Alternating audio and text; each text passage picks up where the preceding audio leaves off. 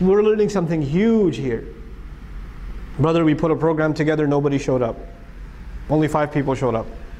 It was such a failure. The whole program was a failure. 5 people. We put this whole program together. We threw out flyers. We made announcements. We stuck things in people's cars.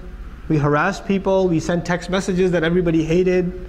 We flooded people's Facebook pages, and 5 people showed up in our program. What a total failure. Actually, you made all that effort not for the numbers to attend a program. You made all that effort as an act of worship to Allah. So it's already success. It's already success. If there's nobody in the hall, it's still a success, because you just put work in for Allah. You tried to do something from Aqimuddin. You tried to do that. That was for Allah. Nothing else should depress you. There's no reason for you to get depressed. Even the messenger is told, "La tahzan alayhim." Don't grieve over them. Don't worry about them. You just do your job. ذَكِّرْ إِنَّمَا أَنْتَ مُذَكِّرْ. You just keep reminding. Your job is just to remind. The kinds of things he has to hear, and he has this attitude, doesn't matter. Doesn't matter what these people say. I just have to do my job. That's what Allah is telling me. This is the mentality of a worker for Islam. No matter what capacity, whether even you're a volunteer that helps put the tables together or helps vacuum the masjid before Jum'ah, whatever capacity you help in, your mentality is whatever I'm doing, first of all, is worthy to Allah. It's worth something. And I brought up the guy who vacuums the masjid on purpose. There was this old woman that used to sweep al-Masjid al-Nabawi, radiyallahu anha. Nobody knew her name. Nobody knew her name. And when one day she mysteriously disappeared, and word got out that she died, and the Prophet ﷺ was asking about her, where'd she go? Where'd she go? And he cried for her, and he made dua for her, and he praised her.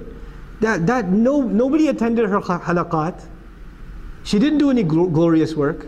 Nobody even knew her name. People didn't even know her name. And she is so successful that the Messenger of Allah ﷺ misses her presence. And he makes dua for her. Never think that what you're doing for deen is less. Oh, so you're not the president of the organization? No, what's the point then? I'm just a volunteer. I'm just the secretary of the MSA. What's that? That's nothing. Just think of that lady that swept the masjid. Just think of that. We're not here to gain ranks in organizations. We are here to serve deen. We're here to serve Allah Azza wa Jal. We're not like Iblis. If he doesn't get a rank, he gets upset. We're not like that. We don't care about ranks in organizations. They're just titles. They will come and they will go. Who's the president of the masjid? Who's the imam? Who's the president of the MSA? Who's the head of this program? Who's in charge of this? Who's the main speaker? Who's the second speaker? Who's the MC? None of this stuff matters. None of this stuff matters. At the end of the day, if we're all sincerely serving Allah, the guy standing behind the microphone and the guy sitting on, and doing work and helping put the program together, you don't even know who Allah is rewarding them more. Sometimes you have an Islamic convention and there's thousands of people coming to listen to a speaker. Everything's mashallah, the speaker did such a great job. The speaker didn't do anything. He got flown in, he stayed in a hotel, and he talked for 20 minutes. He didn't do anything. You know who did all the work? Those guys that you just push over when to get into the hall. They're the ones who stayed up all night. They're the ones who booked, made sure of all the arrangements that would happen. Nobody even cared. Nobody even knows their name. Nobody knows. They don't come up on stage and say, by the way, you're welcome. They don't do that. But Allah recognizes them. Allah Azza wa Jal recognizes them, and that's enough.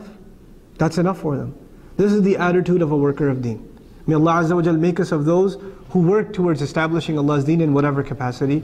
Inshallah ta'ala, hopefully, I hope to finish at least this passage with you guys next week, and then move on to another passage, and then we'll start getting into some more direct advice. Barakallahu li wa lakum fil Qur'an al-Hakim, wa nafa'ni wa iyyakum bil ayati wa dhikr al-Hakim. Wassalamu alaikum wa rahmatullahi wa barakatuh.